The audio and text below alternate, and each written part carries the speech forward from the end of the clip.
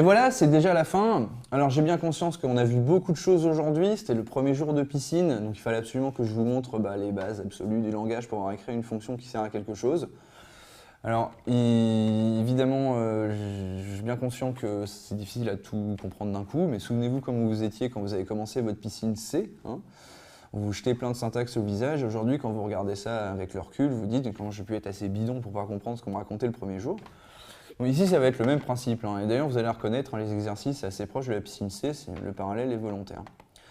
Alors, rassurez-vous, dans les jours qui vont venir, on va pouvoir découvrir vraiment la puissance de Camel, on va trouver des syntaxes de loi qui sont formidables, du pattern matching par exemple, la déconstruction à la volée, ou quand on retombe sur des langages après qui les ont pas, c'est la préhistoire.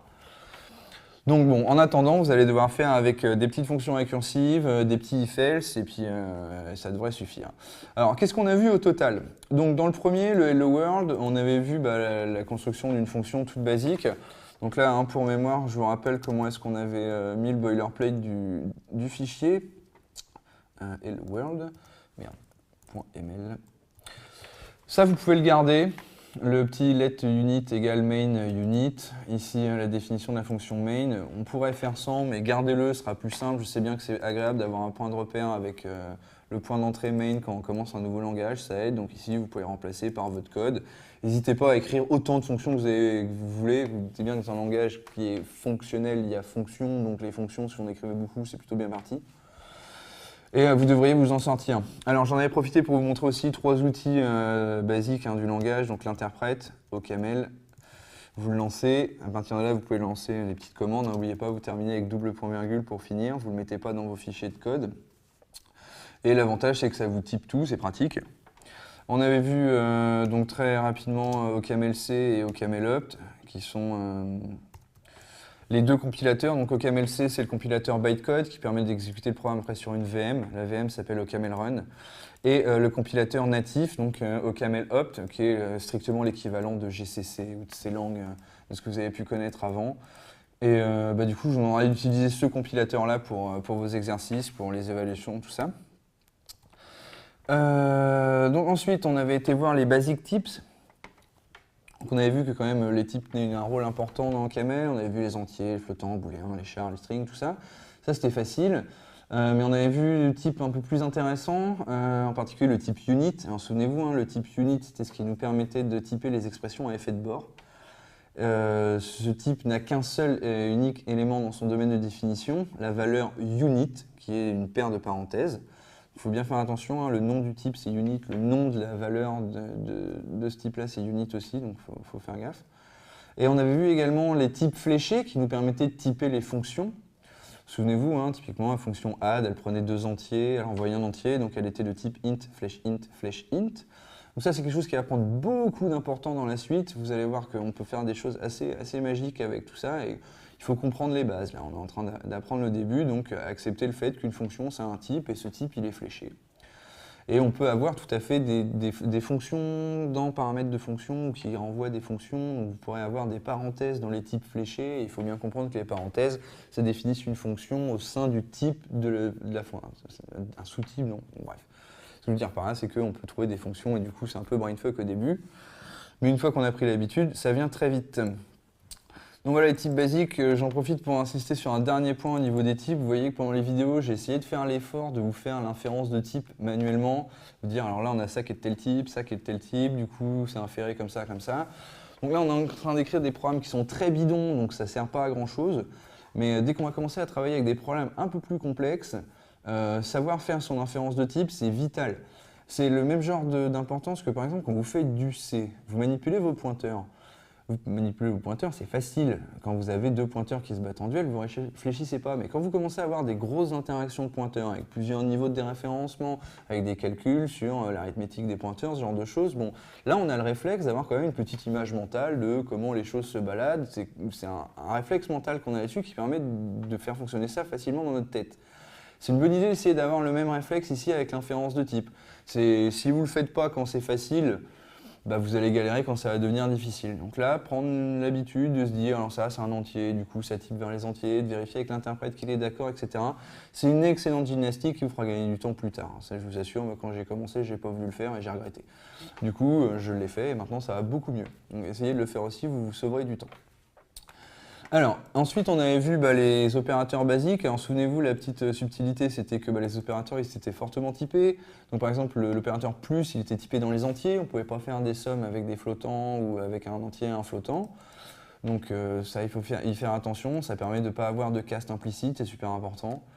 Qu'est-ce qu'on peut dire d'autre? Ouais, on avait vu très rapidement l'opérateur de concaténation de string, accent circonflexe. Je vous avais fait voir vite fait les bit shift. Bon. Vous aurez tout le détail de ces opérateurs hein, si vous allez sur Pervasive. Vous allez voir, il y a des opérateurs partout. Vous regardez, prenez le temps de lire.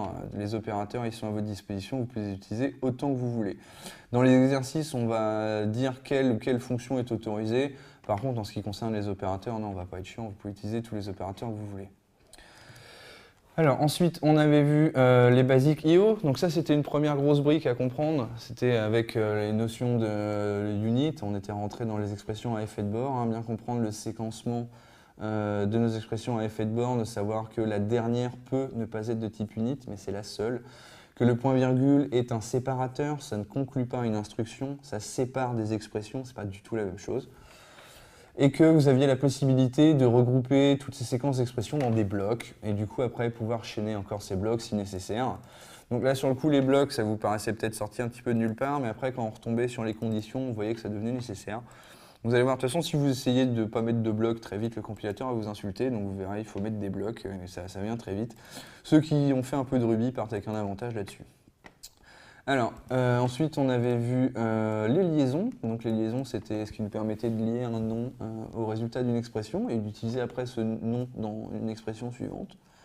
Donc ça, vous allez l'utiliser tout le temps, hein, les bindings. Essayez pas de travailler sans. Si au début, la syntaxe vous paraît un petit peu tordue, vous allez voir qu'en réalité, c'est extrêmement logique. C'est juste dire telle valeur, elle s'appelle comme ça dans telle expression. C'est aussi simple que ça. Donc, utilisez-en beaucoup, ça n'a aucun coût après sur l'exécution. Plus vous mettez de liaison, plus votre programme va être clair. C'est comme avoir des variables bien propres, bien nommées en C ou en C++. Prenez le temps de le faire. Ensuite, on avait vu les conditions. Hein. Au bout d'un moment, faire des if then else, c'est pratique. Donc, je vous rappelais que les conditions, ce n'étaient pas des structures de contrôle comme le if then de C. Là, on est plus proche du ternaire en C. Donc, ce sont des expressions et pas des instructions, des structures de contrôle. On avait vu qu'il fallait que les deux branches du if soient typées de la même façon, sinon ça ne compilait pas. Et évidemment que la condition, elle s'évalue vers un booléen. Ensuite, on avait vu des conversions de type basique. Donc c'était pour quand on avait vu nos opérateurs qui étaient typés fortement. Si on voulait passer d'un type à l'autre, c'était possible. Et en particulier, vous pouvez l'utiliser après pour les int of char, char of int. C'est pour ça que j'avais mis ici en 6 avant les fonctions. Donc ça, vous allez l'utiliser beaucoup, les fonctions de conversion. Là, dans les exercices, vous en aurez assez régulièrement. Et ensuite, on avait vu donc, le gros morceau, ça c'était super important, c'est comment on faisait les fonctions. Donc on avait vu dans un premier temps la syntaxe pour définir une fonction toute con. Et dans un deuxième temps, on avait vu, beaucoup plus intéressant, comment définir une fonction récursive. C'était l'exemple de la factorielle. Alors souvenez-vous bien qu'il faut mettre le petit mot-clé rec entre le let et le nom de la fonction qu'on est en train de définir. Si vous ne le mettez pas, votre compilateur vous mettra une erreur. Si vous voulez vraiment savoir pourquoi il faut le mettre et que ça vous semble stupide, regardez un petit peu sur Internet, cherchez la théorie des points fixes. Et vous allez tomber sur des articles de grande qualité. Et si vous comprenez, parlez-en à vos voisins parce que vous êtes quand même fort. C'est pas trivial. Donc bref, ici, c'est l'explication de pourquoi il y a le mot-clé rec. Mais si vous voulez pas vous prendre la tête là-dessus, admettez de mettre un mot-clé rec, ça suffira. Et en dernier, on avait terminé sur le module string. Je vous l'avais montré parce qu'on avait besoin de savoir comment est-ce qu'on atteignait des fonctions qui sont dans un module. Dans les exercices, vous aurez affaire parfois à string length ou à string get. Donc on met le nom du module. Souvenez-vous, les modules ont toujours une majuscule au début.